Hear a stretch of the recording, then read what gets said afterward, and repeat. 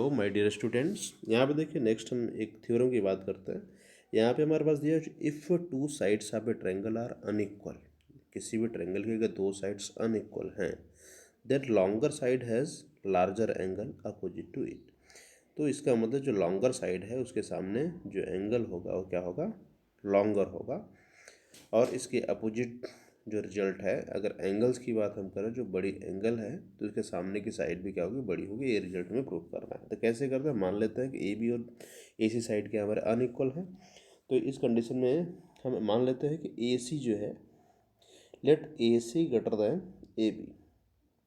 हमने यहाँ पे सपोज कर लिया कि ए बी और A C, when A B does not equal to A C, तो यहाँ पे हमने सपोज कर लिया जो गिवन है कि ए सी जो है ए बी से बड़ा है। ठीक, तो जब ए बी ए सी से बड़ा है तो प्रूफ क्या करना है फिर। टू प्रूफ में हमारे पास क्या हो जाएगा, टू प्रूफ में ये हो जाएगा कि ए सी के सामने कौन सी साइड है, ए सी के सामने कौन सी एंगल है, angle B. Means angle B जो होगा, angle A B C, means angle A B C greater than A B के सामने कौन सी एंगल है, ए सी बी।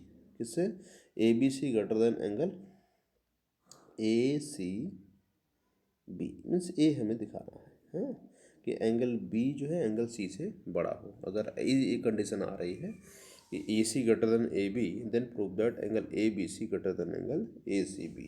ठीक है, अब इसके लिए करते क्या है, हमने कंस्ट्रक्शन यहाँ पे किया हुआ है। इस ट्रायंगल ए बी सी में हम एक कंस्ट्रक्शन किए हैं। कंस्ट्रक्शन में हमने डी पॉइंट मार्क कर लिया है, डी पॉइंट मार्क कर लिया, मार्क पॉइंट डी ऑन ए सी। ए सी पे चूँकि ए सी ग्रेटर साइड है, बड़ी वाली साइड है, तो उसमें हमने एक डी पॉइंट मार्क कर लिया। इस तरीके से मार्क किया है कि जो ए डी है, ए डी किसके बराबर हो जाए, ए बी के बराबर हो जाए। ठीक है, सच दैट कि ए डी इक्वल टू क्या है, ए बी। हमने ऐसा कुछ मान लिया है। ठीक है, अब बी को डी से भी ज्वाइन कर दिया, ज्वाइन बी टू डी। अब अगर कंस्ट्रक्शन से हमने देखा कि ए बी डी हमारे पास एक ट्रायंगल बन गया। अब इस ट्रायंगल में आप ये कर सकते हैं कि जब हमारे पास, देखिए हम दूसरे में बना लेते हैं कि जब उस ट्रायंगल में, ट्रायंगल ए बी डी में हमारे पास क्या हुआ, ए बी बराबर ए डी, हमने कंस्ट्रक्शन से इसको सपोज कर लिया। तो ये क्या इम्प्लाई करेगा कि एंगल वन और एंगल टू भी आपस में बराबर होगा, क्योंकि हम जानते हैं angle opposite to equal side of a triangle, angle opposite to equal side.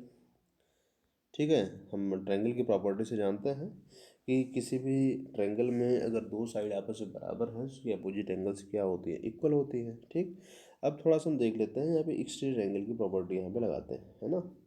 तो देख लीजिए यहाँ पे क्या हो रहा है।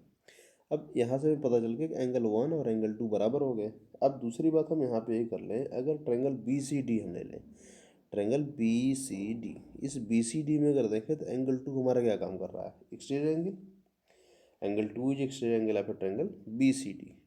तो एंगल टू हमारा एक्सटीरियर एंगल है, और एंगल टू जो है किससे बड़ा होगा, एंगल टू जो इक्वल होता है sum of the two opposite interior angle, mean angle B और एंगल सी, इन दोनों के सम के बराबर होता है। तो इसका मतलब क्या हुआ कि जो हमारा एक्सटीरियर एंगल है वो greater than either interior opposite angle. इसका मतलब एंगल टू जो होगा या तो इससे बड़ा होगा या तो इससे बड़ा होगा, बड़ा होगा डेफिनेटली, क्योंकि ये इन दोनों का सम के बराबर होता है। इसका मतलब एंगल टू जो है इससे भी बड़ा हो सकता है या इससे भी बड़ा हो सकता है। तो वो चीज़ हम यहाँ पे लिखने वाले हैं। ठीक है, तो यहाँ पे हमारे पास क्या हुआ, angle two in triangle B C D, angle two is exterior angle. ठीक, एंगल टू एक्सटीरियर एंगल है, तो एंगल टू जो है एक ग्रेटर देन होगा किससे, हम बात कर ले तो हमारे पास डी सी बी आ सकता है, डी सी बी, या इसी को हम ए भी कह सकते हैं। डी सी बी को अगर आप कंबाइंड लिखेंगे तो क्या हो जाएगा, ए सी बी भी लिख सकते हैं, ए सी बी भी लिख सकते हैं। चूँकि एंगल टू एंगल वन के बराबर हो चुका है, इसलिए हम एंगल टू की जगह पे क्या एंगल वन भी लिख सकते हैं। एंगल वन बराबर क्या हो गया, angle two. So this implies angle one greater than angle A C B. Angle one भी हमारा क्या, ए सी बी के ग्रेटर हो गया, है ना। अब यहाँ से क्या मिल रहा है, angle one greater than angle A C B, but हम ये जानते हैं कि जो ए बी सी है, ठीक है। ए बी सी हमारा क्या है, एंगल 1 से बड़ा है। आप फिगर को ध्यान से देखिए तो आपको ये मिलेगा कि एंगल 1 जो है ए बी सी से ग्रेटर है। चूँकि आपने यहाँ से इसको डिवाइड कर दिया है तो एंगल 1 जो है, एंगल 1 छोटा है किससे, ए बी सी से। क्यों? क्योंकि ए बी सी आपका होल एंगल है और उसी का एक पार्ट हमारा एंगल 1 है ना। तो जब एंगल 1 ए बी सी से छोटा हुआ, that means A B C is greater than angle 1। तो यहाँ पे आप क्या लिख सकते हैं, यहाँ पे लिख सकते हैं angle A B C greater than angle 1, ऐसा होगा। जब angle A B C greater than angle 1, क्यों? क्योंकि angle 1 is a part of angle A B C. 1 हमारा क्या है, ए बी सी का पार्ट है। आप फिगर को ध्यान से देखिए तो अगर हम देखें तो यहाँ पे देखिए दो चीज़ें मिल गई है ना। पहली चीज़ क्या कि आपने यहाँ पे दिखा दिया क्या, angle 1 greater than angle A C B, ठीक। और दूसरी चीज़ आपको क्या मिली है यहाँ पे, angle A B C greater than angle 1। तो इन दोनों कंडीशन से आप ये देख सकते हैं कि A B C, angle A B C greater than angle A C B, ऐसा हो सकता है। आप ध्यान से देखिए दोनों रिजल्ट को। हम दूसरा रिजल्ट भी आपके सामने लिख दे रहा हूँ। एंगल 1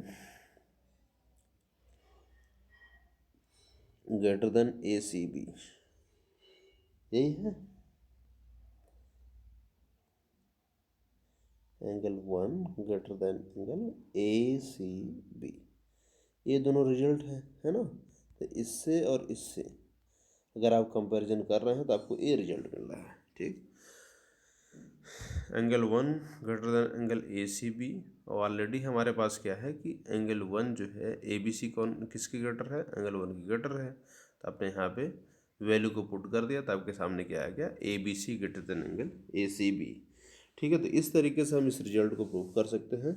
और दूसरा जो बोल रहा है कि एंगल अगर अपोजिट है तो साइड भी, अगर हमारा जो ग्रेटेस्ट एंगल है उसके अपोजिट साइड भी क्या ग्रेटर होगा। तो आप इसको एक्टिविटी के थ्रू भी जो है इसको सेट कर सकते हैं और इसका जो है कि थ्योरम के थ्रू भी हम इसको प्रूव कर सकते हैं, ठीक है। तो आप इस तरीके से इसको प्रूव करिए।